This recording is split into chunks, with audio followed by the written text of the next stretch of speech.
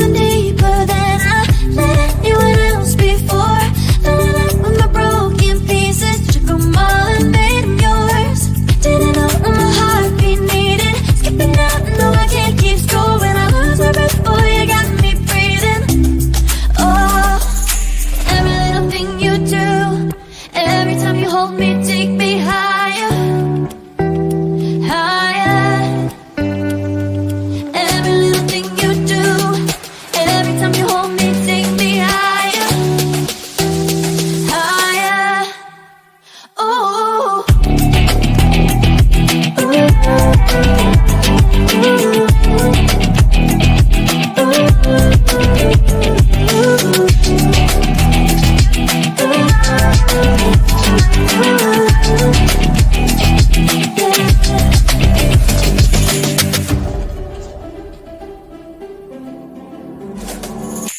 magic. No, I'm never letting go. Now that I have it with you. When you kiss me, it's like the stars fall out the sky onto my heart to cover up what I don't wanna show. I let you in deeper than I let anyone else before. Filling up with my broken pieces, took them all and made them yours. Didn't know what my heartbeat needed, skipping out, no I can't keep score. When I lose my breath, boy, you got me breathing. Oh, every little thing you do, every time you hold me, take me higher, higher. Every little thing you do, every time you hold me, take me higher, higher.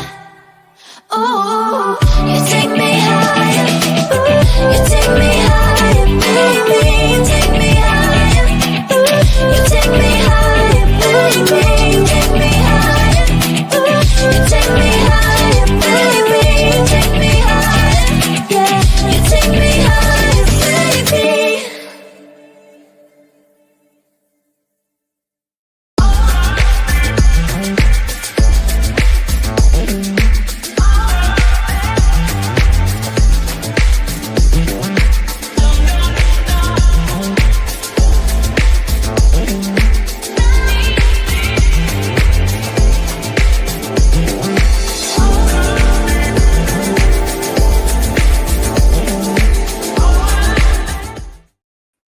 I cannot believe that we are back, but we are back. Ladies and gentlemen, welcome to Saturday Night Bottom, aggressive new show with Let's Be S3. I am your host, Marlon, along with Thea's first show of 2025. We are back with a brand new season, new topics, new subjects, new everything. So I can't wait to get started. I really miss you guys. Yeah, I know we normally take a week off, but a very, very special Christmas gift was handed to us last week that we was not gonna pass up on. We had a blast, so we took an extra week off, but either way, doesn't matter. We are back. We're gonna go through a whole bunch of Reddit stories, give our comments on it. With second hour is kind of full. Am I the A-hole? Mafia video of the week, positive story of the week, and of course, Foxy's videos of the week. Brother Diaz, how are you? I had to finally get to put my eyes on you. It's been 2 weeks. Hey man, I'm good. Nothing major to report. I've been slacking, so I got to get back in the groove. Mm-hmm. Not recording. You already know. Okay. I'm talking about like you know that. Okay. Getting back in the in the flow with my business project, getting back in the flow with my studying. Like everything basically took a hard pause in December because kind of dealing with a few things on the family front. But yeah, got to get back on the proverbial horse. That's true. let's see who we already got out there. Parker is already here. Welcome back. Hey, Parker. Oh, it has been. Hey, Parker. Susan is back. Hey, hello, Parker. Susan. Susan is already here. Reddit never has new topics. Not really. No. It's just a different spin on another story that we probably heard. Yeah, we probably don't forgot about. Now we have to know what the gift was. My daughter during Christmas got us really great seats to the Panthers Falcons game in Atlanta. So we drove down to Atlanta the night before, then we drove to the stadium, and we didn't know how good these seats were. But to say that you could read the back of the people's jerseys without binoculars. It was right at the field goal. I mean, we was right at the field goal. It was a nice trip. It was fun all the way around. It was really. In Atlanta, they did us right, man. Yeah, that stadium. Now I know they the enemy. I got that. That stadium was awesome. The fans were awesome. They had a DJ. They had a oh my God. It was so much fun. They had a DJ in there. And no, I don't mean they had a DJ pregame. I mean, they had a DJ through the whole game. Like the guy would actually start talking while the game is going on. No. Timeouts and stuff like that. I don't think he's yelling while they're playing, but just hyping the crowd up and everything. That was a great thing. But anyway, yeah. I'm glad my city showed you a good time. Sorry, I didn't. You know, schedules just don't line up, man. It definitely does. I understand. How strange feeling is we're just gonna run into each other one day. Like, I'm gonna make a trip down to Atlanta, or you're gonna make a trip up to Charlotte, and we're just gonna be in the same place at the same time. And I'm gonna go, aren't you Diaz? Wait a minute, aren't you balling? Yay! I think that's the only way we're gonna meet. No, I think it's gonna have to be a little bit more intentional than that because I don't leave the house. Yeah, and I'm trying to figure out how would I go back down to Atlanta. Anyway, let's get this party started.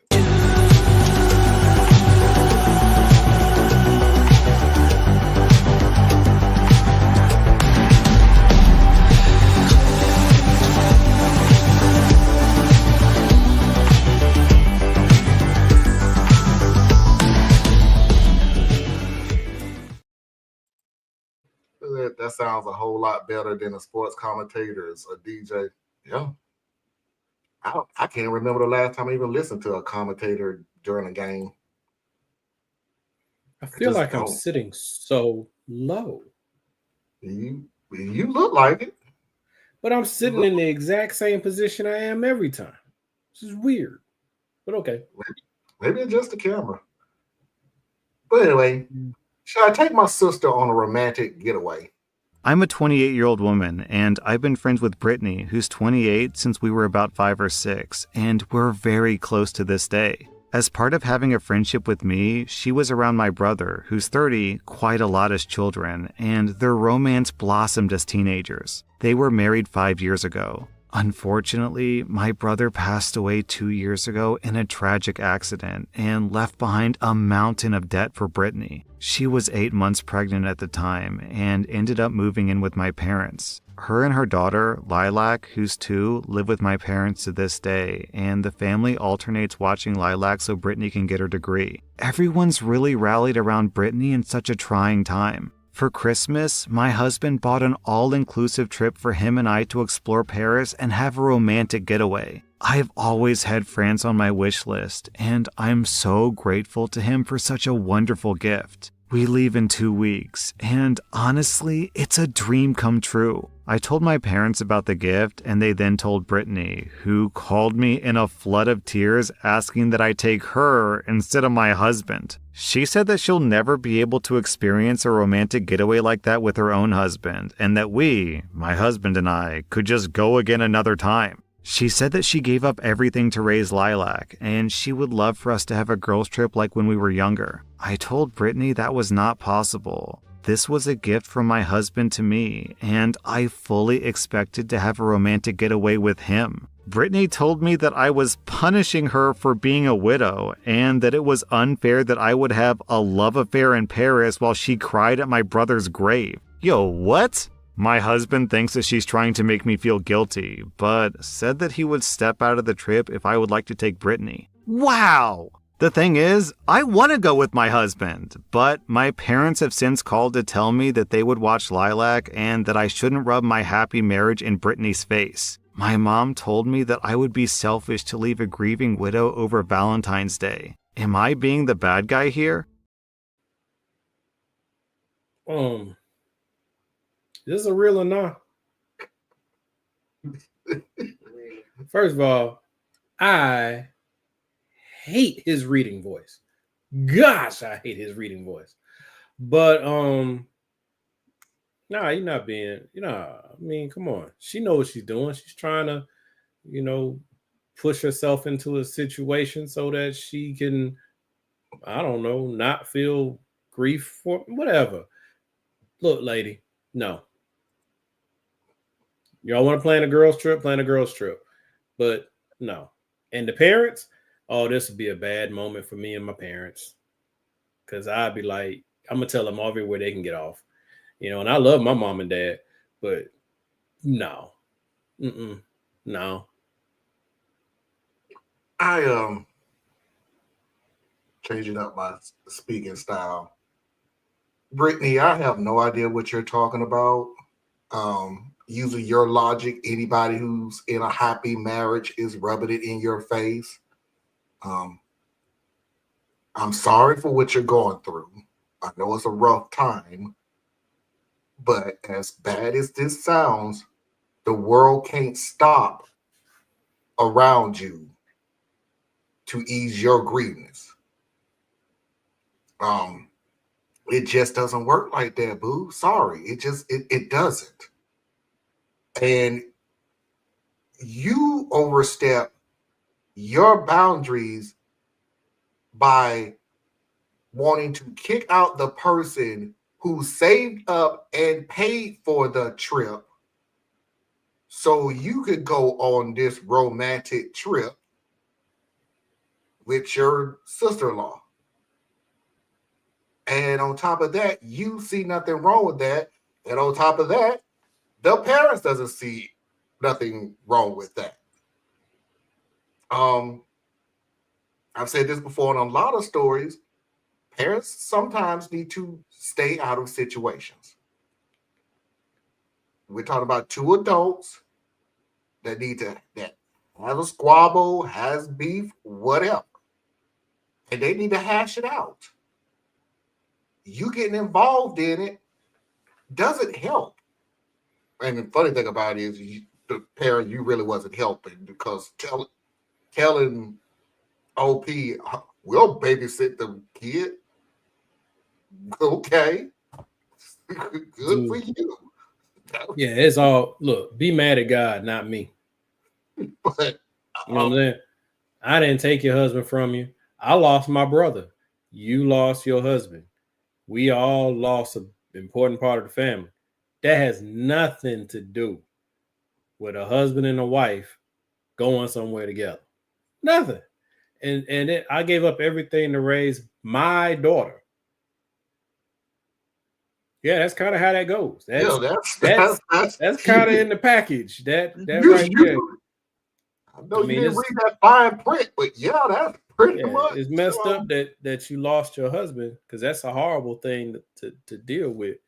But none of that has to do anything with somebody else's marriage. And to step a little further out, so you don't want her to spend, you don't want to stay at home on Valentine's Day while they having a romantic getaway. How long is this going to go on? Funny thing about these holidays, they come every year. So, because when it's about time for her anniversary, she gonna nut up. When it's her birthday, she gonna nut up. When it's Christmas, Thanksgiving, New Year's, Valentine's Day, Arbor Day, Memorial Day, right? Like President's Day. It doesn't matter. When does it not? You know, for real. I don't know, man. That's why I say is this real or not, because the scenario is kind of dumb. It's wacky. Right. Susan said, tell Brittany no and stick to his G's. Thank you, Susan. It was the husband who bought the tickets to France. It's not like it was her to give away in the first place. That's a good point. And the husband, who I'm going to say you're a good man, you're a better man than me, but to say, I think she cuckoo, but I was right now. Let her, you're a better man than me. If my wife tried this with me, I would, because I don't like nonsense. I don't deal with nonsense. The fact that this is even being entertained is pissing me off.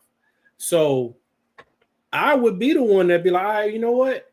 If this is what you want, I won't go. Y'all go.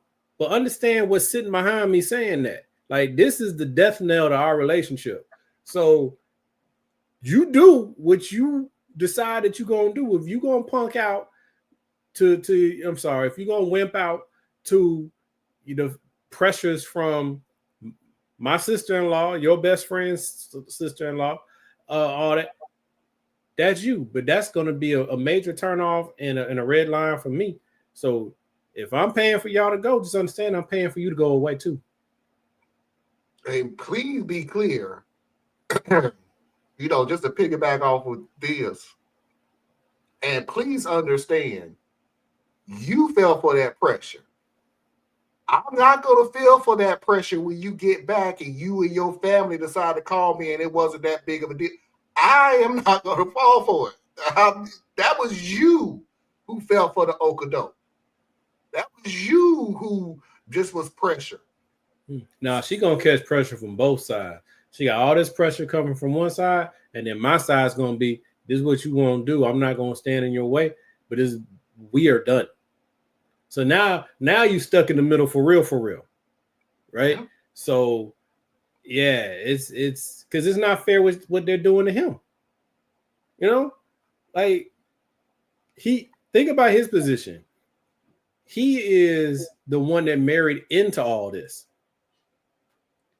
Those aren't his parents. That wasn't his brother. He is the most outside of the outsiders in this scenario. So he's basically having to go up against the whole family.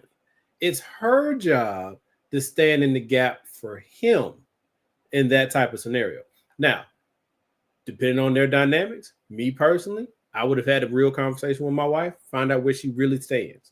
And then if this is a matter of like she said, she wants to go with me because this is for us and our relationship, then I will step in and I will be the bad guy. And I'll take on that. I'll take on that role to protect my wife and let them all be mad at me. But she's got to make that call. Agreed. All right, let's go on to the next story. Give up your office. My male 33 girlfriend, Katya, female 31, and I have been together for about a year. We don't live together yet, but I've tried to have that conversation as I really want us to live together. Unfortunately, I recently quit my job and cannot afford to rent my current flat. Katya lives in a nice neighborhood and owns her flat.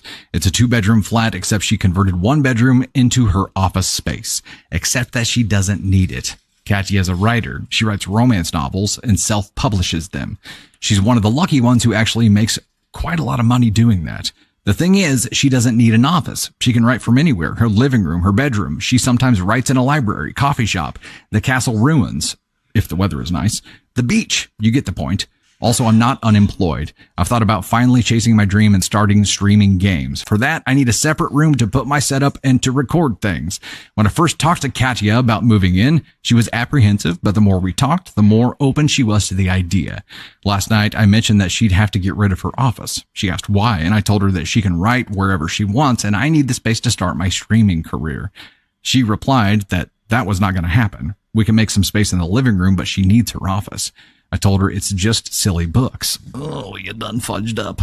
She can write them anywhere, and I can't bring my gaming setup to a cafe. She told me to not diminish her work, and I said I wasn't, but it's true. Her job isn't that difficult, and she can do it from anywhere, like the couch. Oh boy, you're just digging and digging and digging and digging and digging here. Stop digging. She got really weird after. This morning, when I was about to leave her house, she told me I had to look for my own flat because she didn't want to move in together. I asked her if she was serious, and she said that yes, I was disrespectful and demanding she got rid of her office, and it was asshole behavior. I told her I only wanted us to work together, and it's an asshole behavior to leave me without a place to stay when she knows I can't afford my flat. She told me she had to think about this and called me, but I told her when she calls me, I expect an apology. I was venting to my mate over a lunch beer today, and he agreed with me, but his girlfriend said Katya was right and I was the asshole. My mate told her she didn't know what she was talking about.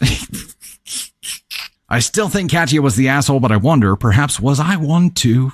I need that place to live, and if I was the asshole, I might need to pretend to apologize. Am I the astronaut? Top comment here. Ah, yes.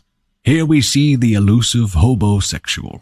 This fascinating creature moves from home to home with no fixed address. They find females of their species and immediately begin love-bombing them to establish trust. Once the female's guards are down, they begin to slowly move in until the female finds herself with a non-paying lodger. They resemble a male drone bee. Unable to feed or clean themselves, the female must take complete care of the hobosexual lest they die. Efforts to remove the hobosexual are met with gaslighting, pouting, fits of rage, and eventually crying. Eventually, the female must enlist the help of her sisters to drag the useless male out of the home and leave him outside. Yeah, this is eerily familiar. It's not the exact same. I can tell already. But yeah, that's what I was thinking the whole time. Hobosexual. I'm just like, is this really okay? No shade on guys who don't earn enough money because it's really hard out here as a guy, no matter what your race or ethnicity is. It's hard. They ain't hiring us like they're hiring the ladies. Let's just be real. Even if we have equal, credentials, they ain't hiring us. Okay. White, black, whatever. They not hiring the dudes. But respect who helps make your life possible. It's exactly what you would expect if the roles were reversed. She's supposed to respect what you bring to the table and all the work that you do and your money coming in and making things possible. And you need to respect and appreciate that, just like you would expect her to do for you. This dude crazy. Crazy is overused. This guy is spoiled, entitled, and an ass. So she noticed what he was doing. She called him on it, and I hope they stay broke up because this is crazy. The situation is crazy. I'll read this comment for Parker. What is it with people thinking they get to determine whether someone else does or doesn't need to use a room in their own apartment that they pay for? He's a man. Because my question to you, OP, is there is nothing in your letter or in your post that says you genuinely even like this woman. Like, there's nothing. Like, even if your last statement, if I am in the wrong, then I would have to pretend that I'm sorry just so you can have a place to stay. Like, do you even like this woman, or are you just being real and just say, I need a place to stay and I think I found a sucker? because there is nothing that you wrote, that you have posted, that says, I really want to be with this woman. It's more or less like, I really want to be in this apartment. And I'm not even going to get into the whole analysis of, I'm not unemployed. I'm going after my job. I'm going after my dream to be a streamer. Having a dream to be anything is not a job. It's a dream. So, are you getting paid for it? Man, bro, that's some millennial Gen Z crap right there. That's what that is, bro. I've been calling it for years now. This emotional thingamajig that we going through, where validate my feelings. Look, I'm not saying the prior generations had it right. I'm saying that the current generation got it wrong. Look how miserable these guys are. These guys are freaking miserable. And the girls, the ladies are self-righteous and entitled and doing all kinds of weird stuff too. They can't even connect with each other no more because everybody in their feelings. Nobody wants to take responsibility and realize there's trade-offs, right? Get your business right, then pursue your hobby, right? No one owes you to set you up to pursue your dreams. You have to do the work to get in a position to go and pursue your dreams. That's what it is. But we're in this, we called it a microwave society when we were growing up. There's something else. It's something past microwave.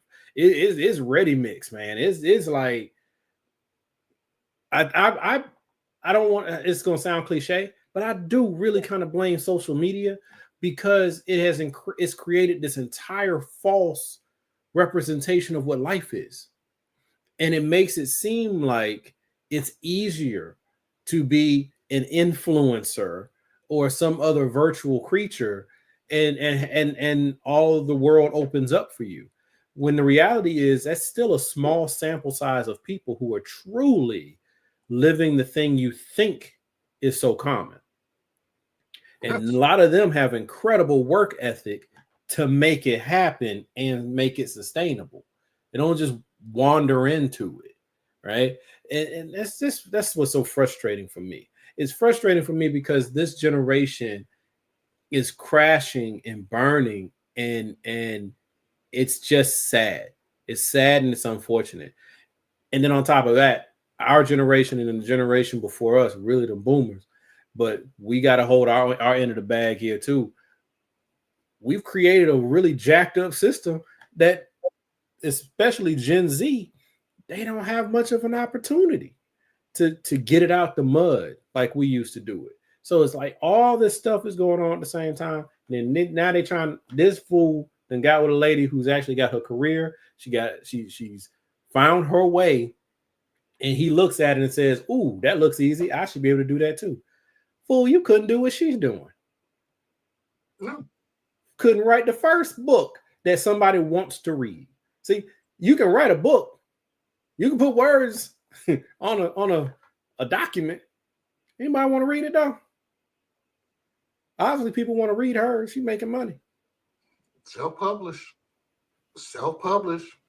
and making good money from it. Yeah. You want to come in there without a penny to your name and start dictating room arrangements. Yeah, because he's got this mentality. He's got this mentality of entitlement that tells him that because it looks easy, he should have it too. All the stuff that takes to build something, all the hard lessons, all the pain, all the disappointments, he doesn't have to go through that. He can just snap his fingers and he can have what she has too. Yeah. Microwave society. Susan, I think you are behind greatly. Wait a minute here. The wife didn't say she was going to do it. She was just wanting to confirm that it was okay to tell Brittany no. Yeah, you're way behind. We like on the second story now. Good for her. Yeah, she caught up. Oh, she's caught up? Yeah. Okay, cool. Yeah, Susan, they're already reacting to the next story. Okay. Yeah.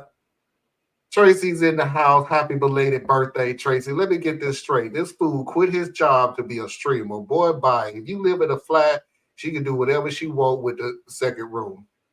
She's paying for it, yeah. And the funny thing is, he don't even live there yet. Yeah, you, bruh. And it was so funny. OP, she was still willing to help you out. She was gonna give you a portion of the room, like, hey, you can do in the corner. But no, go big or go home, I guess, because I need a whole room. Your house. In your flat to do a hobby at this point. And I'm sorry, but every time I hear to start my streaming dream, it still takes me back to that dude who wanted to do streaming, yet doesn't have a streaming account on no platform. It still takes me back to that dude. Like, do you want to stream or do you want to just stay home and play games?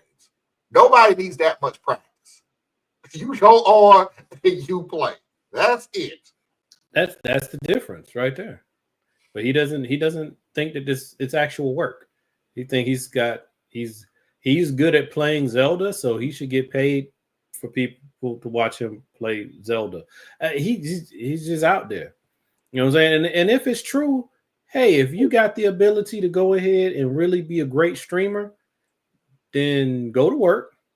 When you get off work, go stream. So you can.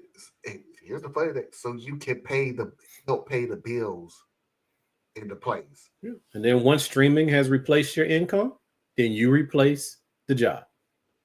Right. Have a strange feeling if this woman, which she doesn't sound like it, and kudos to the girlfriend, because at least she wasn't wasting any time of going, nah, this ain't gonna work. And I hate those stories. I really do. Do you think I'm doing the right thing? Are you comfortable with it? Then, yeah, you're doing the right thing. Yeah, well, you know, if you didn't have people asking dumbass questions online, we wouldn't have anything to chat about. Good point. But Marlon, he's planning on pursuing video game streaming. He is bound to be making tons of money any day now. All he needs is the extra room in her apartment. Do you even have the equipment? Just go call it out. Just go call it out, bro. Do you even have the equipment, or are you gonna be like the other dude where, hey, can you buy me thousands of dollars worth of equipment so I can pursue my dream? It's just sound like a grown teenager. I don't know about that grown part. Well, I mean, grown as far as he's not a child anymore, but he expects someone else to take care of him. I got the first story twice for some reason. You may have rewound accidentally. So, yeah. We're literally on the last story. And Theos, I'm going to let you go first on this because I'm just confused. Just very confused. Picture of my son. I got married to my husband 4 months ago. I have a 5-year-old son from my previous marriage, and my husband adores him. We were out at dinner last night, and I asked my husband for his phone to check payment options for our meal. I unlocked the screen, and I saw my son's picture set as the home screen wallpaper. I asked my husband how long it's been there, and he said 2 months. I got upset and pointed out that it wasn't wise of him to use a picture of my son as his home screen wallpaper for strangers to see. He said that pretty much almost no one touches his phone, so I shouldn't worry about my son's picture being seen by strangers. I told him that they don't have to touch his phone to see his phone's home screen. He said I should relax because it's not like he posted it on social media. And besides, he only used my son's picture as his home screen wallpaper to be able to look at him all the time because he misses him while he's at work. I demanded he remove it, but he said no. I insisted, and an argument ensued to the point where I got up, paid my part of the bill, and walked out of the restaurant. He decided to stay at a hotel because he was overwhelmed and texted me about how deeply I hurt him. And he told me that he removed the picture entirely from his phone if that would make me happy. Then he went on to say that I overreacted, and by the looks of it, he's expecting an apology from me after what happened. Was I the butthole or was he? Bro, check with your state and see what the time frame is for an annulment. Because what she done just said to you is she married you for her, not for her son. So you will never be allowed to be a father to that child. As far as she's concerned, he has a father. Let that father be the father, and then you be my husband. That's the scenario that it's in. And she doesn't understand what comes with that. Because when you make that kind of thing, especially when you're talking to a man who's willing to even be in a relationship and take on a wife and her children, he's taking the whole package, right? A good dude. He's taking the whole package. And when you tell him, nah, this ain't your kid, you just broke a part of him that you can't put back together. And so now what's that relationship going to be like? Because now he has to pull back from your child, a child that he adores, and that child probably adores him back. But now he has to pull back, because if he doesn't, he's only setting himself up for a whole lot of hurt. And men don't allow ourselves to get hurt like that. So he's going to start pulling back from the child. Child's going to be confused. You're going to be upset because your child's upset. Eventually, you're going to find out it's because the child's going to say something along the lines of, I don't think that he loves me. Now you got a whole nother fight you're going to bring to him. And then he's going to throw this back in your face. And then y'all going to fight some more. And now y'all been married for 2 years and it's time for a divorce. That's exactly where this is going to go. So he needs to have a straightening talk with her. And let's go ahead and nip this in the bud while we can, man. Like, even if we have to do a divorce because it's been more than the 90-day free look period or whatever they got going on. That's just where we at. Because there's no way that we can build a family together when you're telling me that I'm not part of the family. You know? And the child been on your screen lock. I got my kids on my main screen and on my lock screen. Because they're my world. Now, granted, they're my biological children, but as if they weren't and I'm raising them, they my kids. I don't need your permission for what I put on. Come on now. But anyway, that's my take, Mr. Marlin. Okay, because I'm just the 0 from 100 arguments just kind of throws me. It just really does. It's like I can't do extreme. At least I can't do extreme anymore. Like I try to, for me, 2025, I try to slow down enough to try to get to what am I missing or what is missing from this. And the missing part was, why are you feeling this way? And I guess that's the conversation that OP and the husband are going to have in the future. But that was something that the husband at least should have asked is, why are you feeling so strongly about this? Instead of fighting the whole, I ain't taking it off, it's been on here and I've been something. Why do you feel so strongly about this? Because I need to know. I mean, if I was the husband, I would need to know why. Where are you going with this argument? Are you saying, you're never going to be his father, so you don't need his picture? Are you saying it's for a safety reason? Or are you saying that it looks like strange, the whole P word? I need to know, where are you having having so much that you have this emotion? Yeah, she's And gonna then say the safety thing, but she lying. yeah, I think it's one of the other two you said. Yeah, I need to know where we're going with this. If I'm not going to be a father in this child's life, it's going to be a lot of hurt. It's going to be a lot of pain. But that really is not what you want. I feel that's not really what you want. You don't want that comfort between a step parent and a child. And I don't know if it's because of your upbringing. I don't know if it's because of how you feel coming up or whatever. It could be what Theus has said. He has a father. Doesn't need you as a father. But you know that comes with consequences, right? Like, he needs money for a field trip. You need to go talk to his father then. He needs clothes. You need to go talk to his father. He needs a ride to school. You need to go talk to his father. It comes with consequences. So I do not want you to believe that he's going to, not too many men is going to play the fatherly role without actually being the father, if that makes sense. I don't know too many men. I could not do that. If I played a fatherly role, it stops being a fatherly role, and it just becomes me being a father.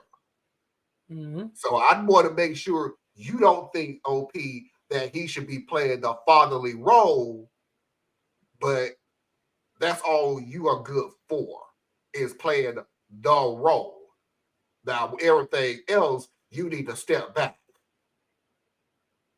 So I think that's why I said I slow it down in 2025, because I just want to get to the point of, why are you so emotionally jacked up to the point that you left the restaurant?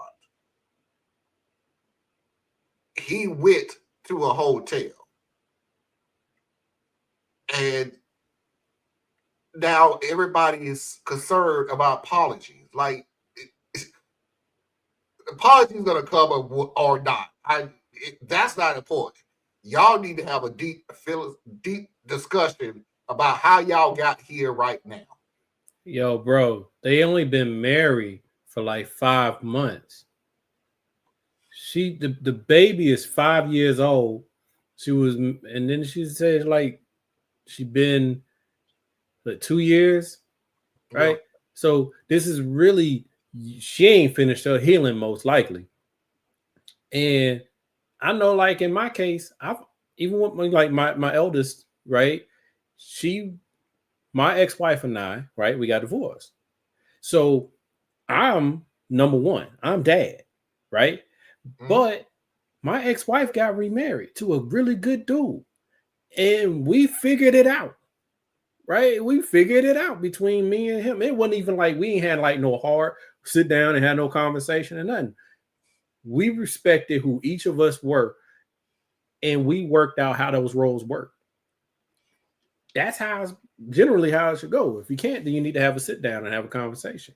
But the lady here, the mom, she's got issues. And I respect what you're saying. Like, you know, I don't know when's the time to have that conversation about like what's really going on. Because when you blew up on me in a public place, we already had a bad moment. Right? Yeah, we did talk about that. This is an early, I mean, now granted, we're married, so there should have been some period of time before like the dating phase. But I suspect if she's that super vigilant about her child, she didn't introduce the child into the relationship until late either. I'd be willing to bet that, which is cool because I never introduced my children or my daughter into relationships either. Like the only people my daughter ever knew as far as being tied to me was her mother and my current wife. All the women in between didn't even know they existed because you don't get to meet my child, right? But now she's in this situation. You done married this man. It's like I like I said, I respect what you saying, bro. But the new ain't even wore off on this marriage yet. We good, right? We good. If you got it to where I don't feel like I can go home and I gotta go to a hotel, oh, we good. Next time you're gonna see me, you probably ain't gonna see me. I'm gonna pull up when I know you at work with my U-Haul, load all my shit, and be out. Let the lawyers figure this one out. We good. It's just a curiosity in me that I just need to know. I know. Now, I respect that, and I would want to know too. I would want to know. I just can't promise that I would be interested in really getting at it. You know what I'm saying? Like the relationship is dead now, right? Because it's either you don't want me to be a father, or you don't trust me with your child. It's one of the two. Yeah. And neither of those work for me. Right? So, nah. And then you nutted up on me in public. Oh, no. But that's something we can usually work through. You know, we probably hadn't been there before. Look, this is how I feel. I would never do that to you. Don't you ever do that to me, right? We can have that. But you add the kid, the complexity of the child situation. Nah, maybe your next marriage will work out better. This one's so short, you could pretend like it never happened. Yeah, it's weird how at the beginning she seems to be happy about how much he loves her son, but then gets super upset about having the picture on his home screen. Yeah, that, like I said, it's really the curiosity that I need to know why. Also, I'm with this. Like, I don't think it would change anything. You know, I just would be curious about it. But yeah, one thing you can't do is hold some big, huge argument, have a little tantrum, and walk out of a restaurant and think we're good. It's like, yeah. The only plausible thing I can say is, you know, everybody has like their weirdness. So I'm trying to come up with an angle for her. Everybody has their own little weird things that they're hung up on, right? We each have something. And she may be someone who does not put her child on her phone. So if it's that sensitive to her that she wouldn't even put her own child on her phone, and you got her child on your phone, yeah, she might bug out. Right? Because some people are like that. They don't want their children visible to anyone ever, you know, because they're scared of what people will think or see or whatever. But I'm like, if it's a phone lock screen, the only person that will have an opportunity to see the picture long enough to memorize your child and where your child was, because that's the other part, right? The safety piece, right? Because you don't want a child to take a picture at the school, right? You're not supposed to take a picture of your child at their school. You're not supposed to take a picture of your child with any emblems that represent their school, right? Because there's sick people out there, right? You make sure you turn off your locations on your photos, because even though to you it looks like a photo, to someone who knows how to download a photo, it'll give them the location and timestamp for where that photo was taken. So you got to make sure that setting is turned off on your phones. If you guys don't know that, you need to do that, right? So maybe she's just really, really into that kind of world, like the people with the, you know, the masking and all that stuff. They find a little thing and they're like, woohoo about it. There you go. I would buy that, except so you don't take your child anywhere then. No, it's different. Don't take them to the grocery store? No, that's different. How's that different? The difference is, to her knowledge, no one is taking a picture of her child. The child is just going about their life. You have a picture of the child. And to someone who has bad intentions, they can use that picture. I'm just coming up with something, okay? Because Yeah. I don't agree with her.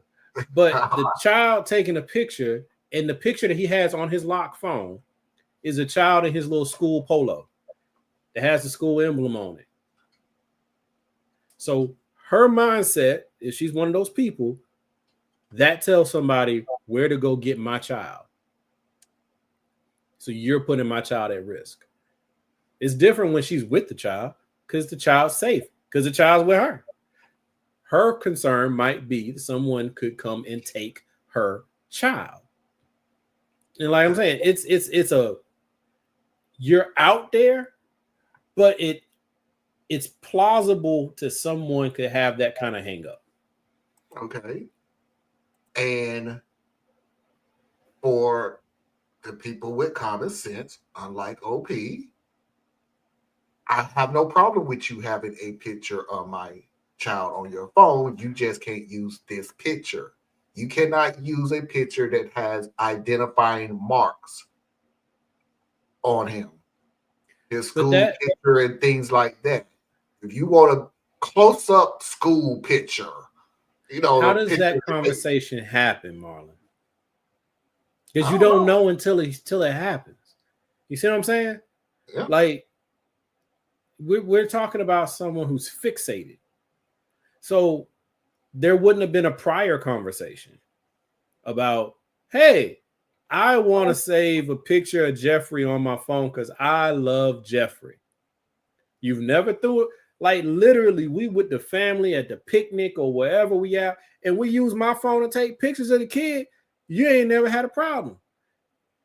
Now I got a problem because you see it on my lock screen. So there's something that ain't clicking with you, ma'am. Right? So, like, but the conversation, I'm just saying, there wouldn't be an opportunity for the conversation until she nutted up. But that's what I was saying with the whole identifying picture thing was that was the time to hold that conversation if that was the issue she was having. Fair enough, I agree. At that time, it's like, I have no problem with you having a picture of my son. What I have a problem with is you having a picture of my son that has identifying marks on him. Could you pick another picture? Instead, you don't want no picture. I'm not going to give you no reason for it. And I'm going to make this a loud conversation. You see how I agree. How it escalated to the point where it's just like, she immediately pulled rank, and embarrassed him and chastised him. That's not how you treat somebody you respect and you love. Well, hi everybody. We're leaving a little early, but that is our first hour. We'll be back in the second hour. We're fully packed. Am I the A-hole? Mafia video of the week, positive story of the week, and Foxy's video of the week. 3-minute break to reboot and refresh, and we'll see everybody on the other side. Stay tuned.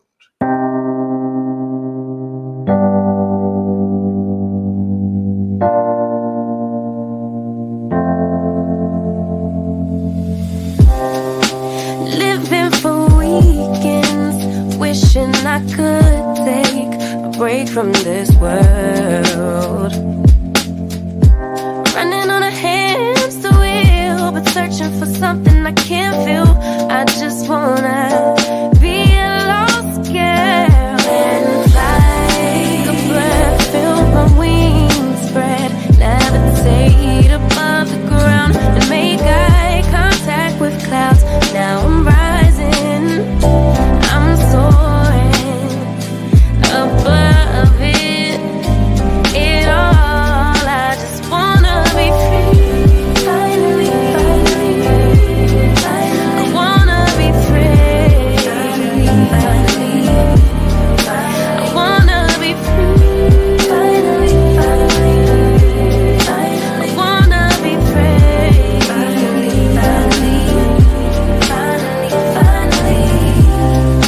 I always stay dreaming, never imagine I lose my spark.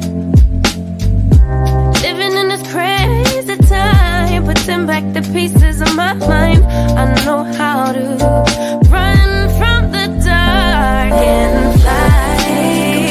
Till the wings spread, levitate into the clouds. I'm so high above the ground. I'm rising. I'm soaring above it all. I just wanna be free. Finally, I wanna be free. I wanna be free. Finally, I wanna be free.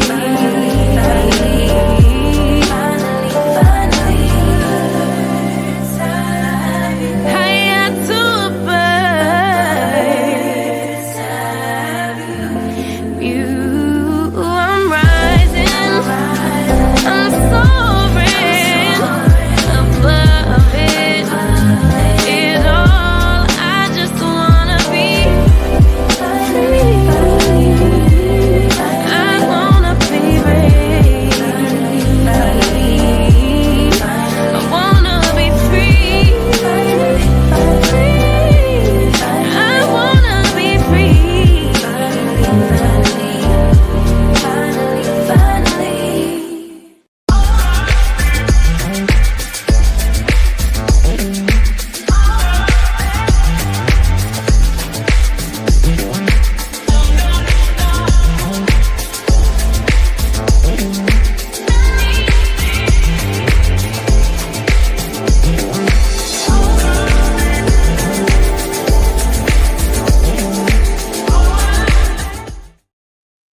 We are back, and without further ado, let's go ahead and pay those bills. Radical Truth to Power tomorrow at 8 p.m. Eastern Standard Time, the first Radical Truth to Power of 2025. We will look into what to expect and what to do next now that Donald Trump is becoming president again. Please do not forget to go to patreon.com/Tracy Media Fan. Help support Tracy and all of her endeavors. Please do not forget to go to Anna Hart's website, BorelliaEtc.com. Learn something that you didn't think you need to know, but you should. Please do not forget to go to Thea's website, OurUnitedCore.com. Communities Build Movement. And if you need to do so, you can reach me at radtp@outlook.com. That's RADTP@outlook.com. And let's go ahead and get into the Mama Heart Hour. I dig it. 2 weeks off, but I still get it. Am I the a-hole?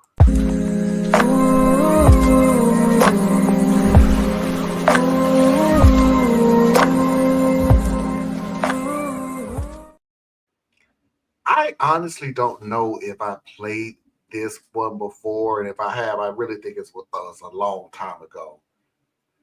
You need to learn when to shut up.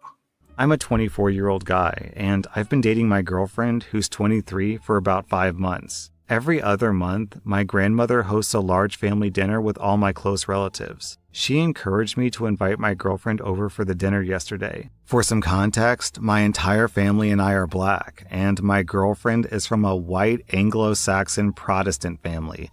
Uh-oh, I hope this isn't going where I think it's going. I was at the dinner party yesterday, and I went to go hang out with my 7-year-old niece, who I'm very fond of, and the rest of the kids to play Monopoly. My girlfriend tagged along. My niece was counting the play money to pass out to everyone, and one of the other kids said something about how he wanted to be rich and get all the $500 bills. My niece, out of nowhere, blurted out that she couldn't be rich because she's an N-word. I was totally taken aback, and I asked her who told her that. Apparently, some bully at school said that to her on career day when they were sharing dream jobs, and she said that she wanted to be a rich president. I told her that that wasn't true at all and hugged her, and she started crying. Then my girlfriend jumped in and told my niece that it's really important to forgive the boy who said that because he probably wasn't trying to be mean and was just confused. I was totally shocked and told her she needs to stop trying to justify what happened.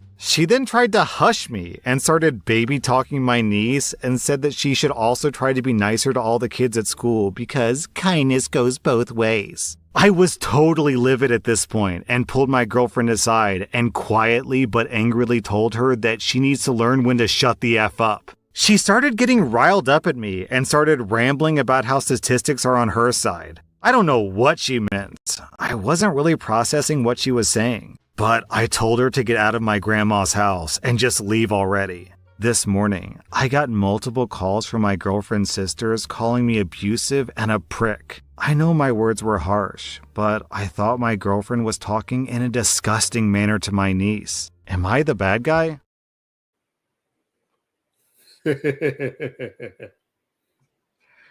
Listen, Linda. Your OP, I'm seriously. Her argument doesn't even make any sense. Which means it didn't matter what she was saying.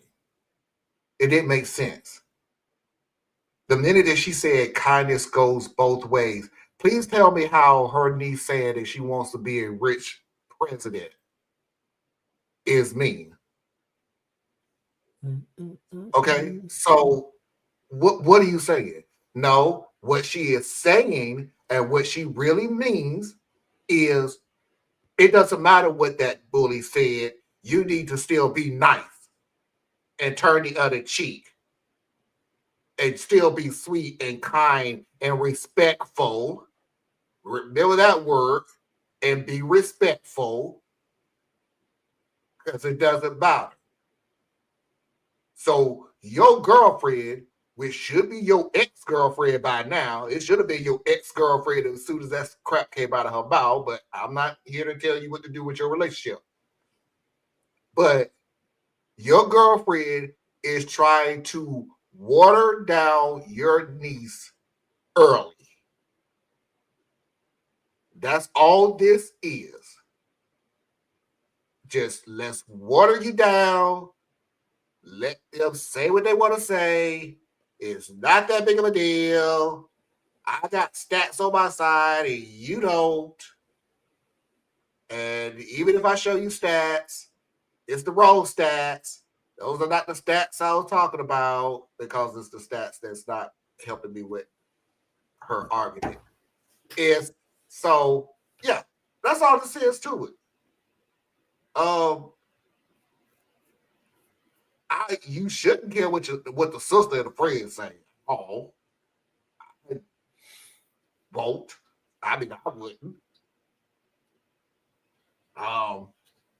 Was your words harsh? Yeah. Should it have been? Yeah. I didn't. This is not like the last story where the woman just popped off and just acted a damn fool. With the second hour. This ain't like the last story where the woman just popped off and acted the damn fool out in public and everything else. The very least, you was kind enough to pull her to the side and tell her she need to learn when to shut the fuck up. So kudos to you on that one. Could have been me. I mean, if I pull you to the side, it's to tell you you need to get the fuck out of this house. That's literally the whole conversation. If I'm gonna use the fuck word, is you need to get the fuck up out of here. And I don't even know why you popping off back at me. You still need to get the fuck up out of here. But yeah, that's my 2 cents. Go ahead, Theus. This is hilarious to me because you get what you deserve, bro. This on you. This on you. You decided to deal with someone from a completely different culture, and because she made you personally happy, you overlooked everything that come with her. So you never bothered to understand not just her spiritual leanings, but her indoctrination. We got 2 different churches, bro. We learned 2 different things. And we two different cultures. Two cultures that are diametrically opposed in this society. So what she said, she didn't probably mean a lick of negative about it, because that's casual racism. See what I'm saying? When you don't understand what you're dealing with, you walk into situations that you ain't had to be in. So you with this lady in the evangelical teachings, what she said makes perfect sense, especially when you look at it from the standpoint of white supremacy or white superiority. Because what it does is it always comes back to Black people are supposed to be the moral conscience of America. We're supposed to always take the higher ground. We're supposed to always support our white brothers and sisters.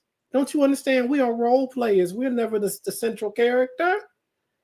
So this boy was racist towards this girl.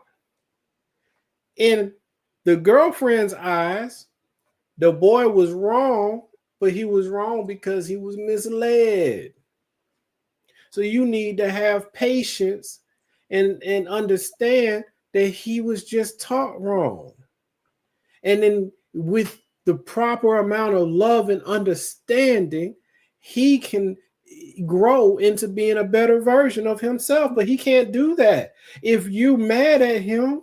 In fact, you being mad at him and judging him is going to arrest your development, little girl.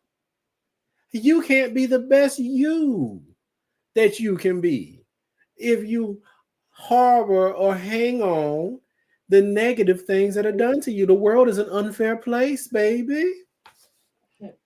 Learn your role. That's what this is. Yeah. And for anyone who's got parents who taught them to be aware or gained awareness somehow as they were growing up, especially as Black people, we can look backwards on our lives and see where these microaggressions and casual racism and all these little nudgings happen all the damn time. And they don't stop. But like Marlon said, they start grooming you young, right? Because the problem, one of the problems, and this goes all the way back into slavery, one of the problems is we're cute until we're not. See what I'm saying? So from a baby to around, if you're a girl, you might make it to being around 8 or 9 years old. If you're a boy, it's for girls and boys, really, around 7, 8, 9 years old, you're cute. Then all of a sudden you're a problem. And the treatment changes. Now I got to train you. I got to prepare you to be acceptable to my side of society. And my side of society needs a compliant, patient, peaceful Black person. Because I don't know how to deal with you being angry. You're not allowed to be angry because it makes me feel bad when you're angry. It makes me feel threatened when you're angry. So let me teach you, baby, how not to portray yourself as being angry, because it could be dangerous for you and it's uncomfortable for me. And that's the social conditioning that we are forced to go through. And because too many of us are afraid to tell white folk that that's what the hell we deal with in this country. See, to be white in America is to be yourself. It's to find your way in the world. To be non-white in America is to learn how to adjust yourself to navigate a white world. You can be you within limits, 2 degrees. I mean, for real, y'all have heard me say this plenty of times. If white folks really understood how the Black people around them feel about them, blow their damn mind. But they can't do it because they don't want to. They don't want to know the truth. They don't want to know how a prisoner feels looking out at the free people on the street. They don't want to think about that. And now you got a whole generation that's coming up, and we're like, look, man, we're gonna tell you. We're gonna tell you, right? And this story is so emblematic because, first of all, this is something, and I'm guilty of this myself because I haven't figured out a way to do around it. But we have been told in our community for generations, we have got to take on the ownership of educating and guiding our own children. You are allowing your historical oppressor to raise your children. We have to take some of that ownership back, y'all, because they not doing us right. That's why we all screwed up. Except for some of us who were managed to go to schools where you have, mixed a good blend of teachers, or you had all black teachers, but you still came out messed up too, because more often than not, you went to a school that had all black teachers, you ain't have all the resources that you needed. Not at all. You see what I'm saying? Not at all. Nope. So this whole thing is twisted and mixed up. So this dude, that's what I'm saying. Look, and I know people are going to misconstrue what I'm saying. I'm not saying not to love who you love. I think love is love. There are good people, just people. There are good people and good connections. But if you choose to close your eyes and not see what comes in that total package, that's on you, partner. That's on you. So you offended your little white girlfriend, and what happened? What happened, bro? You got white girl tears, and then her white friends calling you to tell you how bad a person you are off of one time making this woman cry because she damaged a child. And normally during a story, we would say, when the other family calls the other person and you did this or you did that, and 9 out of 10, you they didn't tell the whole story. They didn't tell the whole story. Honestly, I can't say this about this story. I guarantee you the girlfriend told her friend and her sister exactly what she said. But they have the same beliefs. Thank you. That's why they was like, why are you blowing up? Why are you getting so bad? Do you want to always look like the mad black man? Is that what you want to be? She was just giving her point of view. See, no, better yet, about the watering down part of everything. If we the black community react to the BS that goes on, we have not been heard at all, because all you see is us being angry and mad and frustrated and angry and all this other stuff. Meanwhile, historically, who really are the monsters in this country? Historically, since day one. I mean, stack them up, line it up, man. You can just run it through. But the great thing is, to see, this is what makes it so hard. First of all, not just them, but us and every other group, because this is what happens when you have a dominant culture. They're the center. They're the center of the whole freaking universe. Unless you get to the point where you understand, no, they're not. No. Uncentering whiteness is not attacking whiteness. It's saying, hey, white crayon, get your ass back in the box with the rest of us crayons, because all of us are colors. See what I'm saying? But we don't want to do that because it's uncomfortable, because when white folk get uncomfortable, they get violent. You run the tape. And what they'll always say to you is, that ain't me. That ain't me. Don't judge me based on the bad things that the rest of my people have done. Okay, cool. I won't judge you, but I'm going to judge your group. Because my group is judged. Every group out here gets judged. So you are not above this.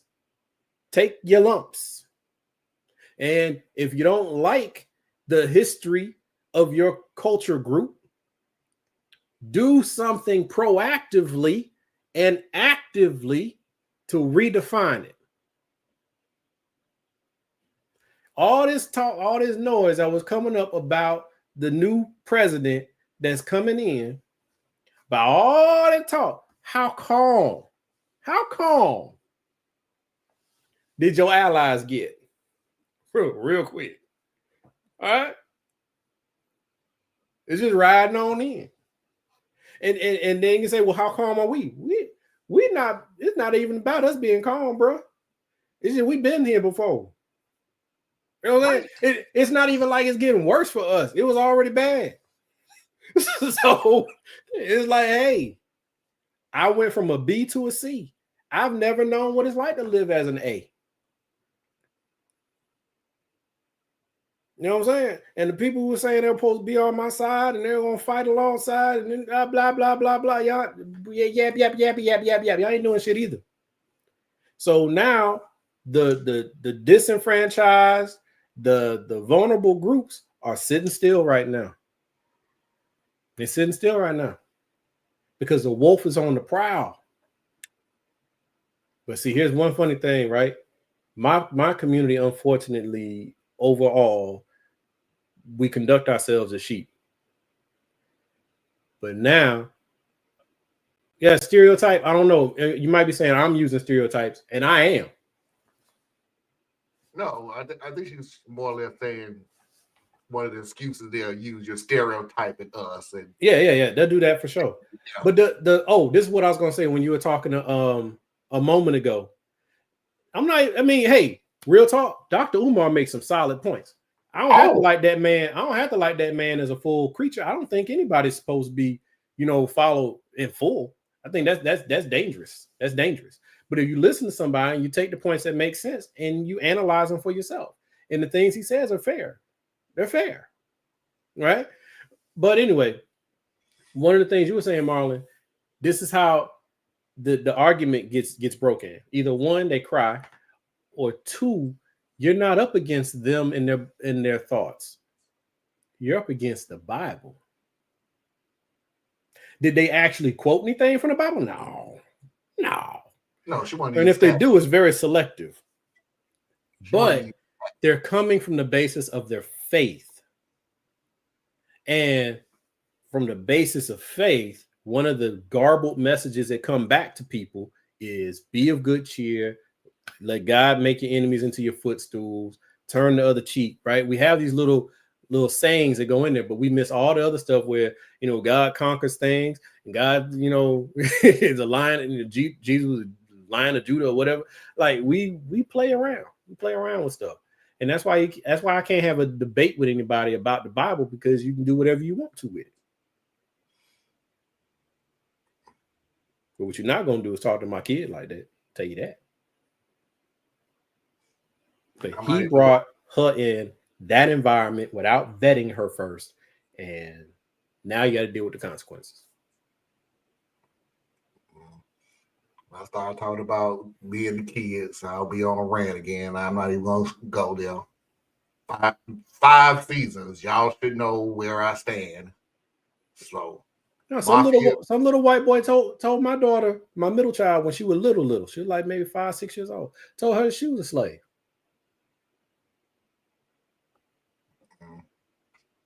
Right? So last word before he transitions to the next thing, black folk talking to y'all. Be careful where you take your children to live and go to school. Mm-hmm. You think you're chasing better school and you putting them behind enemy lines with no protection. And then you don't even take the time to educate them. See, my baby educated. She handled her situation. But a lot of our children aren't. So now you have a crushed, broken soul, like this little girl who is seeking from people older than herself to help reassure and help put together her image because somebody else casually decided to break it.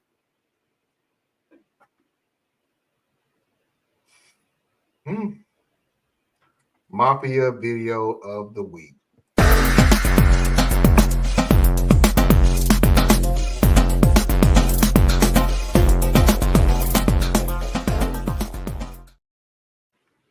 Okay, this is going to be a strange one. At least the story behind it is strange. Tracy sent me 2 videos, and she said Mafia video of the week. I didn't like the video. I played both of them, and I didn't like it because it was basically, to me, the person was just being an a-hole, and it was like, it's not funny. You just being an ass. So I didn't find it. But because I played it on YouTube, the algorithm gave me more of the videos that this group or these people make, and I found one that I thought was really kind of funny. So here it is. Regular Sunday versus Easter Sunday.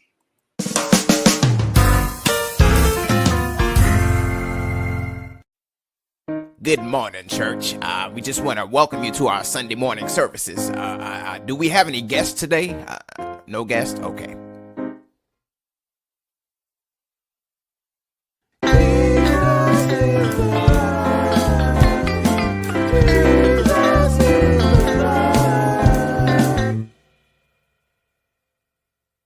Okay, it's offering time. Don't be making all them ugly faces and shrugging your shoulders and acting like you left your money home. Come on now, you know the Bible says in Malachi, will a man rob God? Now, we don't want to go through all of this right now, okay? And Mr. Piano Player, we need some anointed money-giving music right now. Amen, amen, amen.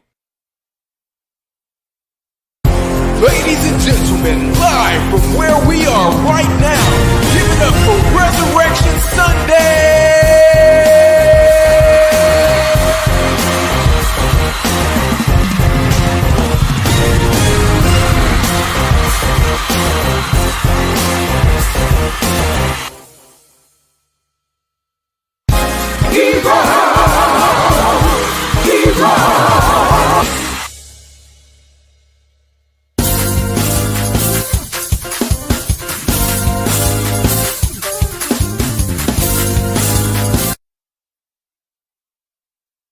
Good morning, church.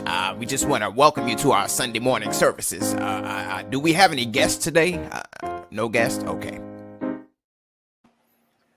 So now I want to know what Tracy sent, because I don't know, just because you ain't like it. I don't know if it was on the like this, it might have been some interest in there, you know.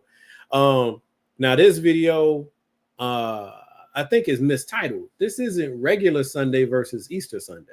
This is like small church versus big church, because every big church I done went to, the Sunday thing that you were showing, that's every Sunday. Like the energy, the show, the it's all of that, right? It's just you it's like you at a concert for the whole time that you there, you know. And then like small hometown type churches, more like their first one, you know. But I don't know. It was cute. I just think they went with that because I guess it's probably more universally understood, perhaps. I don't know. But yeah. Yeah, I just like the video. The first Parker, the guitars is standard. We have guitars. Yeah, we got yeah. Yeah. The video she sent me was the guy was singing a song and he was telling the piano person, you just follow me and we'll get into a rhythm and everything else. And the guy was singing like, and I'm making up a song, but it was like Amazing Grace, how sweet, at that beat. And the piano person, and I'm like, it's not funny. He's acting like an asshole. How is that funny? How's that acting like an asshole? Dude, Amazing Grace don't need you playing like your Trans-Siberian Orchestra. No, okay, because this is my imagination just from what you were sharing. But it's like there's so many different ways to sing one song. And the joke is how we would take a mellow, somber song and jazz it up all of a sudden, and then now the organ's going crazy and doing its thing, and you're like, I don't remember this song being that fast. I don't. What? Because like I'm not a singer, so I ain't gonna do that to y'all. But if you grew up in or attended down home black churches, you know Jacob's Ladder. And there's a really like Jesus just died yesterday version of Jacob's Ladder. And then there's a more higher energy, not way up high because you can't go but so high with Jacob's Ladder, but is a much higher energy. So that's just kind of what we do. It's kind of what we do. But yeah, Parker, you go to the right black church, man, you're going to get a bass guitar, electric guitar, saxophone. You got the guy on the whole drum kit. Piano. You got the piano / organ. They probably got both of them sitting right next to each other. So the same person can do both, or you can have two different people. And it's a whole show. It's a whole show. He said, I know they have guitars, LOL, but in the animation thing, they was holding a guitar like a rock band would have. Oh, yeah, I feel you. Sometimes it feels like that's where you at.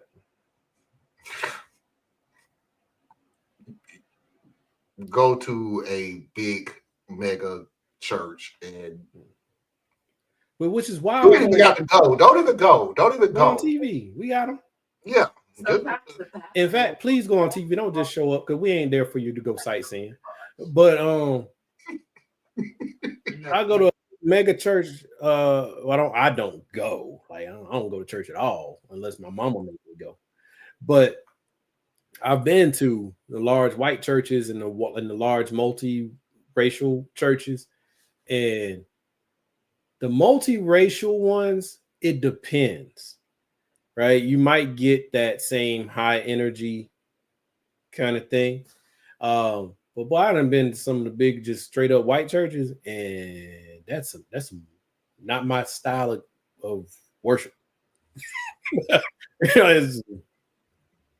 What you were saying, Foxy? I've seen some of the mega churches where the pastor will walk in with an entourage, like he's a superstar, famous person. He is. He's a celebrity. TD Jakes goes somewhere. Watch how he's treated. Creflo, dollar bill, right? You know, that dude in Tennessee, the white guy in Tennessee, he's a little interesting, but he's got it right. These people, they're celebrities in their own right.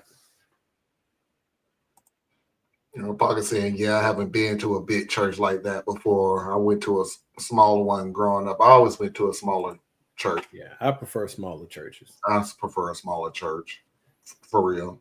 I don't want a little bitty church, like no storefront church. I don't want to go to them because they be a little bit too. They be too handsy up in there. But I don't want a church where the pastor has a jet. I'm sorry. I like a church where my pastor don't even ride on the plane. You know what I'm saying? Like my pastor probably got a job during the week, you know, or my pastor is retired. You know, those are the churches that I've always gone to, you know, generally speaking. Yeah. But yeah, if you got a jet, you're a little too big for me, dog. Do you have to go up there to talk to God? Is that what's going on? He's delivering those prayers personally. Right. No, that's not my way. But for those who feel like that's getting you closer to God, watching it on TV at the place, more power to you. Yeah. Get it how you get it. You know, which is an interesting pivot, Marlon, because I'm trying to figure this out. I have not been able to get myself here. I'm going to tell you now.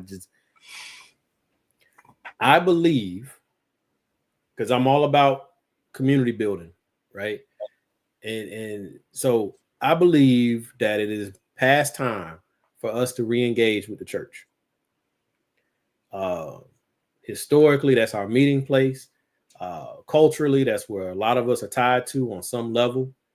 So if you want to start organizing and building again, that's a natural place to go. Unfortunately, the mindset is so Negropean that you're gonna take a lot of work to get us back into the mode that you know. But I just can't make myself go. Like I support the brothers who will go and the sisters that will go. If you're willing to do the work, I support you. Do your thing. I ain't got to share your faith walk. But me, I just can't. Bro, you should see me at church. It's hilarious to me, and I'm not even looking at myself. I'm in physical pain. God. Is it awkward for you? It's awkward because I can't handle what I. Sorry, StreamYard. Maybe I'm touching a power line somehow, but it's awkward for me because I don't do well with what I perceive to be intentional lies, and I don't do well with mischaracterizations when you have the source text, right? Like, I shouldn't know the Bible better than you. That's wild to me. So when you in there literally making stuff up because it sounds good, it's like I'm sitting in the pew like, I done got my wife. Usually what she does is she sits with the kids between us. But now when we go, I have noticed either she makes sure she's sitting next to me or my mom makes sure she's sitting next to me. Because their job is to keep me from blurting out, which I have done on more than one occasion. That ain't right. So their job is to keep me under control. Because I'll be sitting there and it'll be all in my face, Marlon. Mm-hmm. You cannot help it. That's hilarious. What did he just say? I just can't handle it, man. I just can't. My dad, he sit far away from me. Oh yeah. I'm like, that's not true. Jesus didn't say that. Open it up. He ain't say that. All right. Stop it. Be at the flow. I will be rolling. I would love to be your wingman at church.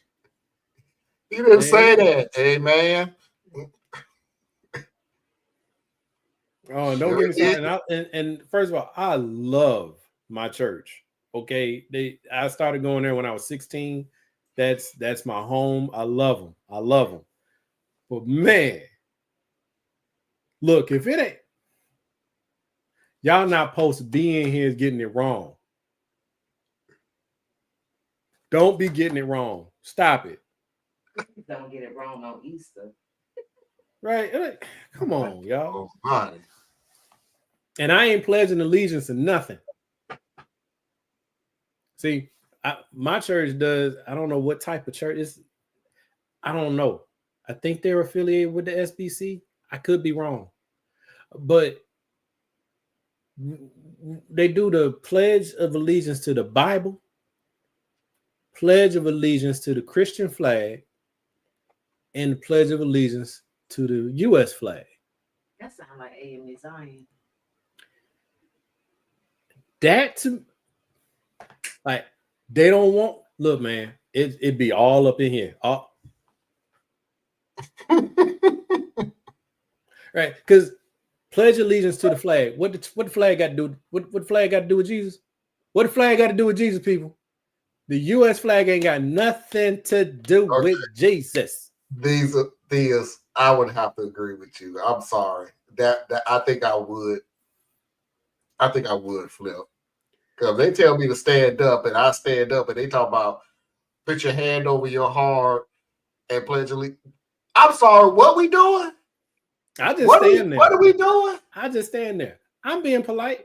I'll just stand there because I'm not going to change your entire way of doing things just because I'm looking at it and I'm looking at that Christian flag and I know the history of that Christian flag and I know who actually created that flag and I understand who marched underneath that flag. And I'm looking at all the black people like, so ain't none of y'all read a book? Ain't none of y'all. Y'all know that about the Crusades. Some of y'all are doctors. Some of y'all are highly educated, so you know better. says evangelical, Lutheran. I didn't even know there was a Christian flag. Yeah. Yeah. I literally can tell you there is a Pledge of Allegiance to the Christian flag. When I went to Bible camp, we had to do it. Yep. Pledge allegiance to the Christian flag and the Savior for who's something that stands. Whatever you said, I ain't never learned it. I mumbled my way through that thing because I was hungry and I was ready to eat. So can we just go ahead and get through this? My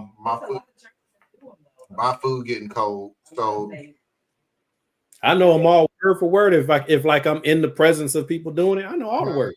But it's just nah. I don't remember when it clicked. I think it was when I came back from college. I was like, no wonder y'all don't want people to be educated in the church. We start asking questions. And it's funny, I remember when I was a little kid, I asked my dad this, and I'm sorry. But I asked my dad this question when I was a little kid. I was like, Dad, why is it that the more educated people get, the less they believe in God? I don't remember what his answer was, but it was something along the lines of, they get led astray or something. But no, it's because the more educated you get, the more you start picking up on things that don't line up and add up. Okay. All right. So he was swallowed by a whale. And he was in the whale for a few days. Okay. And then the whale spat him out. Okay. Are we to pretend we don't know the biology of a whale? We're gonna do that right now? That what we're gonna do? That we're gonna do? And where the whale live? So the whale go underwater and what? Oh, okay. So you saw the movie Pinocchio and thought that was real. Got it. Positive story of the week.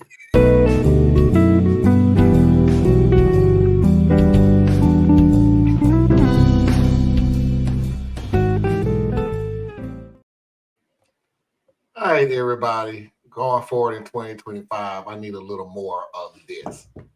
Helping out when you can. So this is one of my few quite fond memories from working in retail. I worked in a kid's clothing store in a mall that's local to me, and we have no real set uniform, except for a baby blue lanyard that's around our necks that says, "Ask about rewards." My manager also said nothing about not putting pins on them, so naturally, I put a couple of my favorite pins on mine. I had a skeleton cat pin, Bob Ross, and a pin that says multilingual. The last pin was very important and helpful to me because I have a lot of customers that don't speak English primarily, and at times, they don't have a translator or a family member to help. I'm also the only employee at this place that can speak another language other than English, and I'm glad I can use it to help others who don't understand it. I speak Spanish, a bit of native Hawaiian, and a fair bit of Japanese. So one day as I got off my shift, I decide to muck around a bit, so I go shopping at a store that I get my jeans from.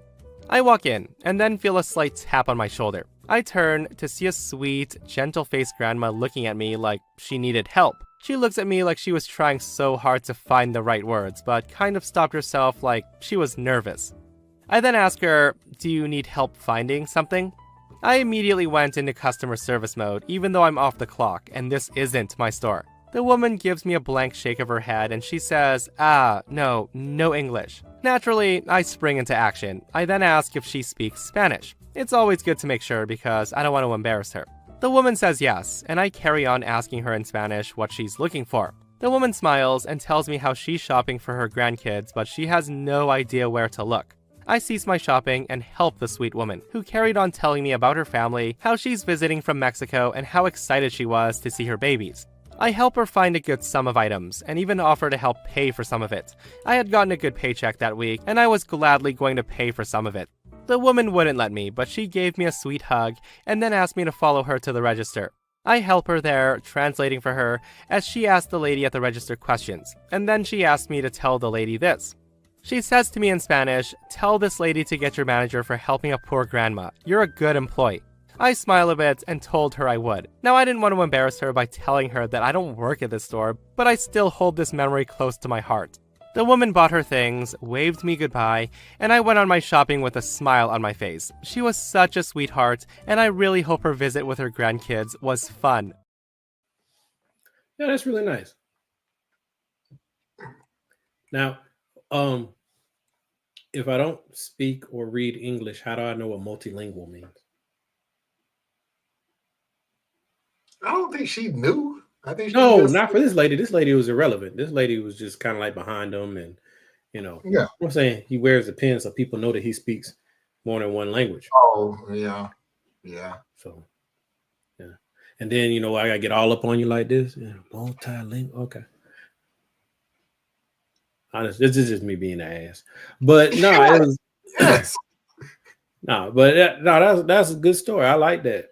I like that. And you know what's funny is not only, but mainly in America, is that considered abnormal? Because when I've been to other places, people casually will help me, knowing I don't know the language.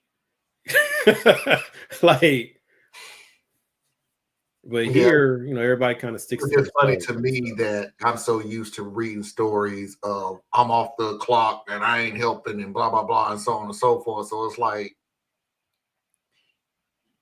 just for this person to sit there and say, even though I'm off the clock, even though I don't work at this place, like she had an excuse not to help. She's off the clock. This ain't even her store. I'm doing my own shopping. But it's like, in a sense, she would just say, how hard would it be take some time out to help her? She was being a good citizen. She was being a good person. And the funny thing is, if you ask people, they will overwhelmingly tell you that they're good people too. But they don't want to be they don't want to get involved. They can tell you all the hell they want to. Don't mean nothing. Anyway, Foxy's videos of the week.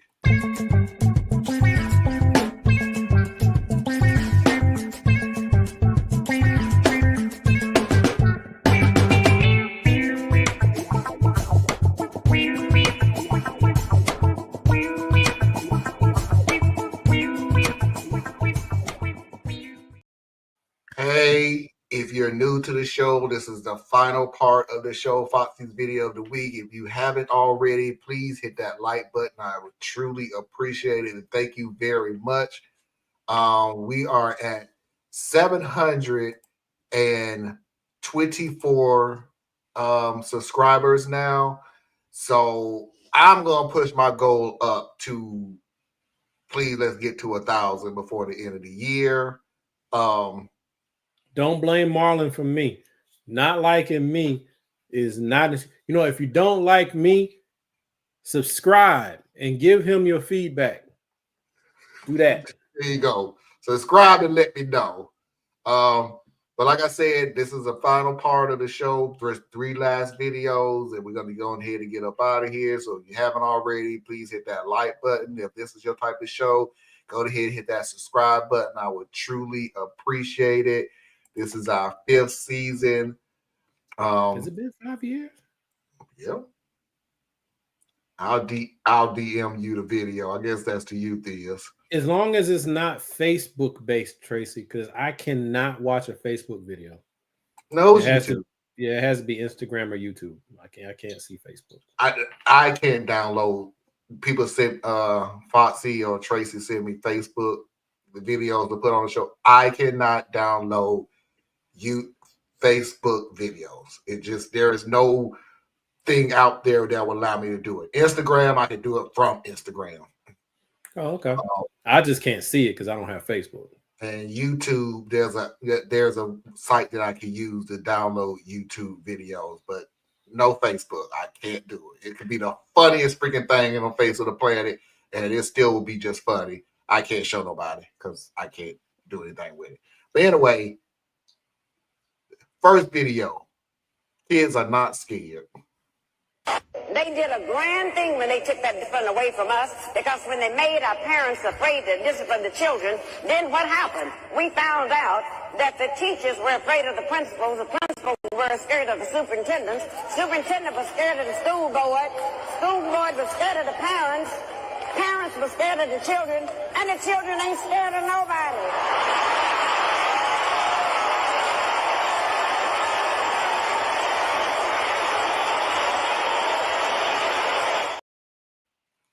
I really dislike that logic because it's not true. You know, correlation is not causation. You know what I'm saying? Like, so because you can't beat up on your child, everything else broke at school. That's the same dumbass logic as because ain't no prayer in school, that's why we got problems. The hell? Look, first of all, discipline, because she's talking about being able to spank your kid. Let's just be real. That's what she's talking about. All right. She's talking about the parents being able to spank their children and the principal being able to spank your children. That's what she's talking about. But that's not the issue here. Beating on someone does not teach them to be a better person. It teaches them to avoid getting beat. Okay. They ain't the same thing. What we lost is community. That's what we lost. We lost respect for elders. We lost respect for position of authority. We lost all of that. And a lot of that is involved with parents trying to be their children's friends and not their parents. Right? If your child is afraid that you will make their life a living hell, guess what? They will adjust their behavior so that they ain't got to deal with it. Right? If me acting up means that I ain't got no TV no more, I got to go outside and cut the grass, I got to, I can't go to this or that, I'm grounded, I'm on restriction, right? There's so many creative ways to do these things. The problem ain't that you can't put your hands on, right? A lot of times, if you can't put your hands on them, is your issue for why you can't control your child. You lost control of your child a while ago. Just being real with you. All right. And I'm not saying folks who spank are all bad. No, there's sometimes you don't have to. Sometimes spanking does make sense. I just don't agree with it because I know where we got it from. We got it from being whipped to curb behavior. And you can feel how you want to feel about it out there, folks. That's what the fuck it is, right? But her logic just ain't there. What it is, the children do not respect the people above them, and the people above them don't respect the children. All right. Next video, Spirit Airline. Damn stomach. Oh. Good morning, y'all, and welcome to Flight 457, straight flight to Las Vegas. Y'all, unfortunately, we do not have a pilot for this flight, so we will be asking for volunteers. All you need is a valid driver's license, and you are good to go. If at any certain point nobody wants to volunteer, we will be choosing a person at random. Also, you guys, both bathrooms are currently unavailable, but we did put Walmart trash bags under the seats, so if you have to go, they are there for your likings. At this time, we have locked all cabin doors, so no one's allowed out. Unfortunately, you guys, all the stewardesses are working from home virtually, so if you have any questions, please ask them right now, because when we get to 100 feet in the air, we will lose signal. Thank y'all for flying Spirit Airlines, and we would hope to see y'all in Vegas. Yeah, that's bad. It's bad, bro. Like, woo. The worst part of all that, the doors are locked and the stewardesses are online. I mean, the pilot thing is terrible. It's terrible. Okay, I'm sorry. That's the worst part. That's the worst part. You ain't got no damn pilot. But with today's technology, they can fly a drone around the world. Time is the main thing you have a pilot for anyway is takeoff and landing. That's why you have a pilot. They don't do nothing else. They're there in case something horribly goes wrong and they have to manually fly this plane. And if that happens, we're all in trouble. But you done locked me in here, sealed the doors,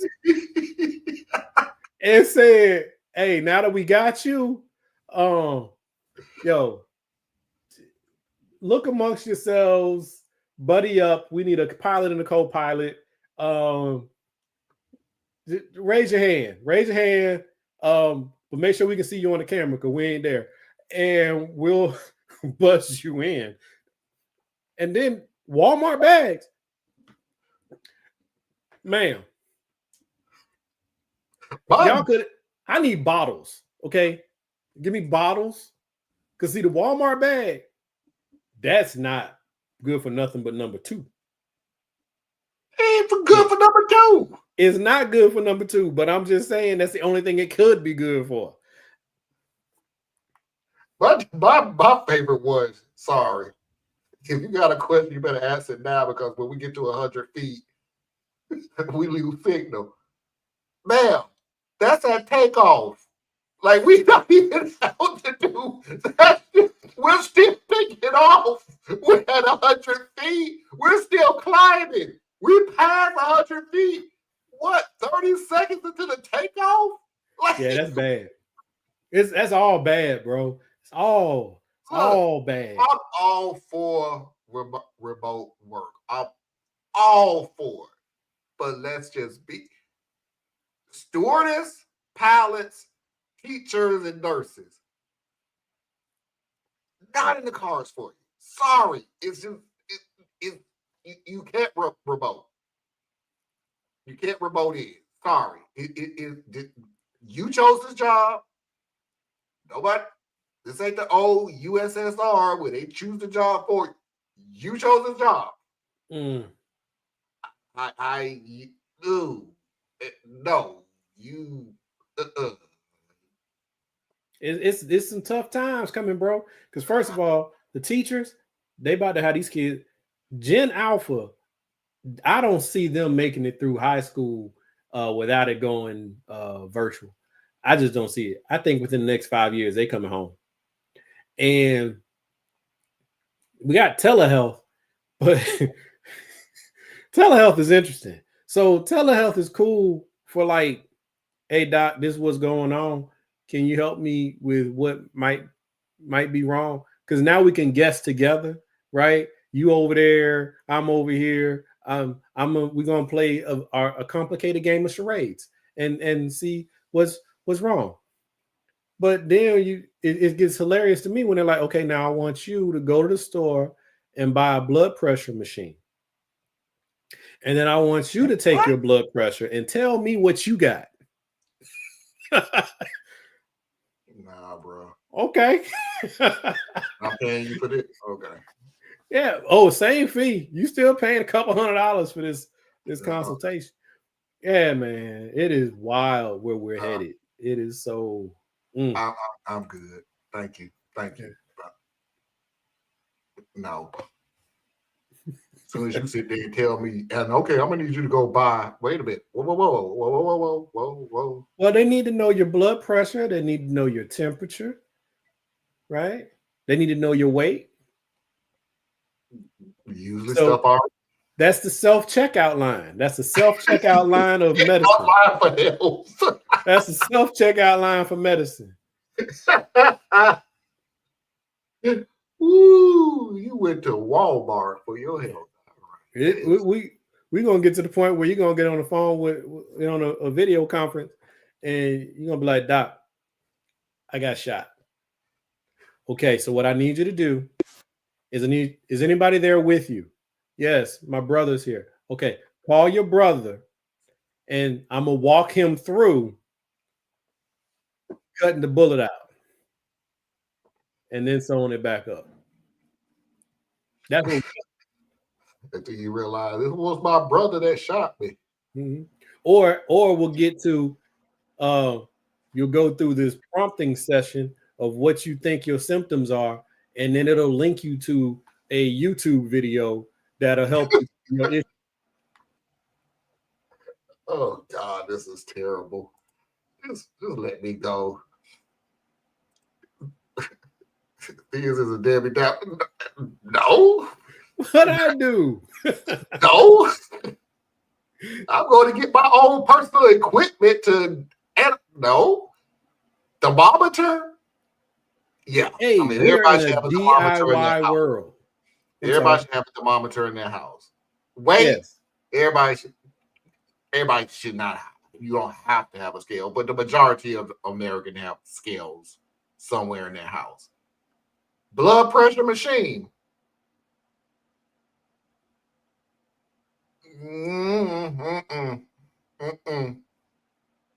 That's what they did with me. Now I go to the doctor and I actually have like tests done, but when I had the televisits, I had to be like, all right, well, so when I took my blood pressure at 10 a.m., it was this, and when I took it at 1 p.m., it was this. Do it yourself medicine. Welcome to the new world.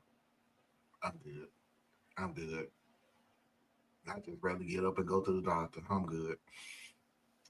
Final you video. Atlanta, you saw my traffic.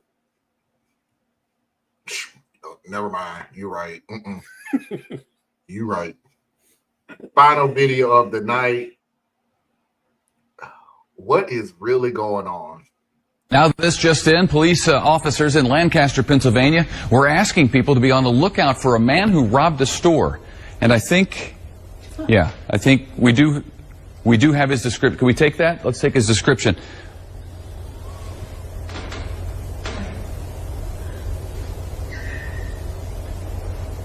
Okay, this is the guy they wanted people in Pennsylvania to be out on the lookout for. He's got a nose and some hair that goes like that, and he was wearing a hat at the time of this particular crime. He's got kind of a chin that comes down to almost a point. Stands about 5 feet 4 inches tall. There it is. Get a good look for yourself. Oh, and now I'm getting word that police actually caught this guy, thanks to the sketch, no doubt. So here's a picture of the real guy next to the sketch that led to his arrest. Where's the pointy chin? It's uncanny, Lisa. The guy on the left is now charged with 2 counts of theft. Is being held in the Lancaster jail. They got the eyes almost right. I mean, the witness to the crime had to have been 8 years old. The witness of the crime drew it like an 8-year-old. 8-year-old drew that. Bruh, come on. You couldn't even describe the picture. He got hair that goes like this. What's like this? Yeah, he had to do what he He had to earn the check, man. He earned that check. He's got a face. And what's the first thing you start off with? He got a nose. Yeah. Who drew this? That's what he wanted to say.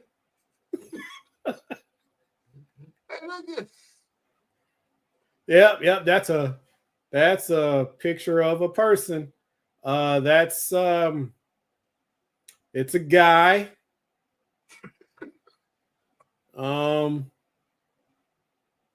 Yeah.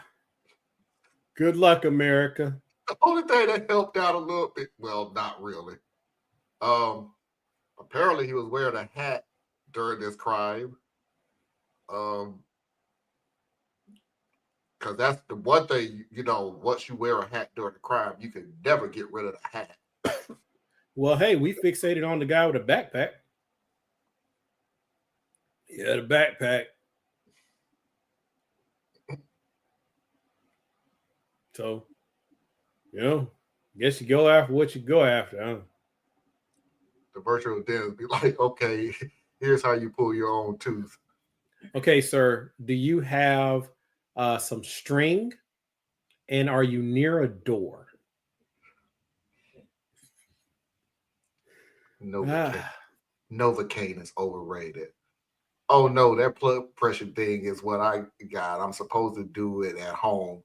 They have this big chair where they can hook me up to it, and it would do the same whole thing. And they want me to do it at home.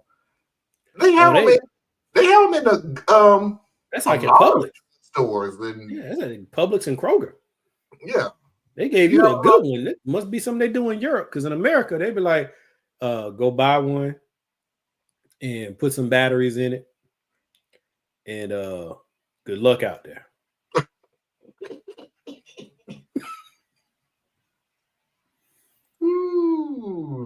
not happening. Yeah, they got these little machines at the drugstores and everything. You put your arm in there, and I was so mad when I was little. I mean, little kid, like 8, 10, years old.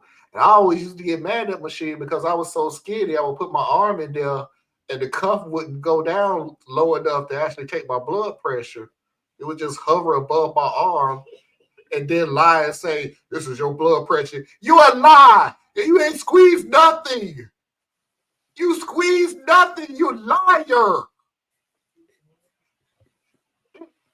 It was like this much between. Well, dude, your arm was like that big.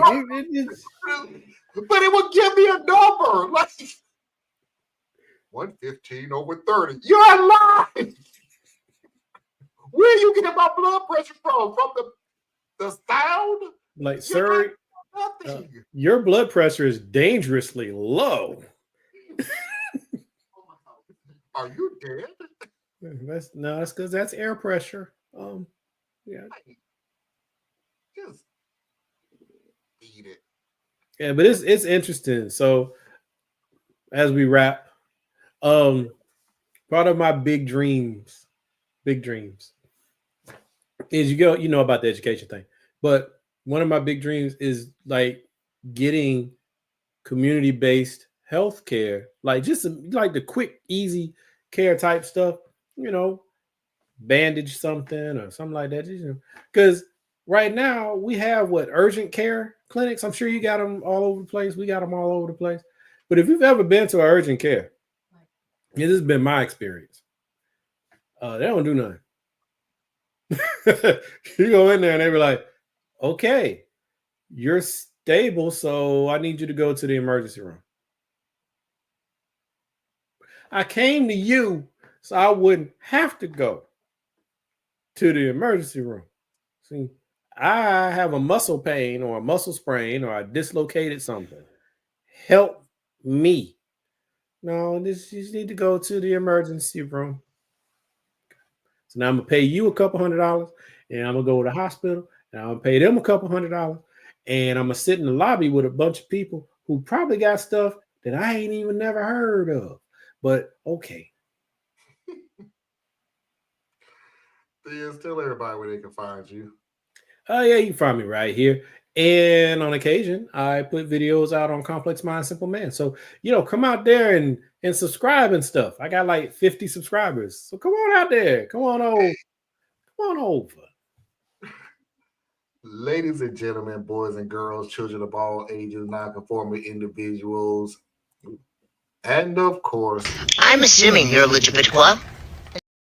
I appreciate this. We will be back tomorrow at 8 p.m. for Radical Truth to Power.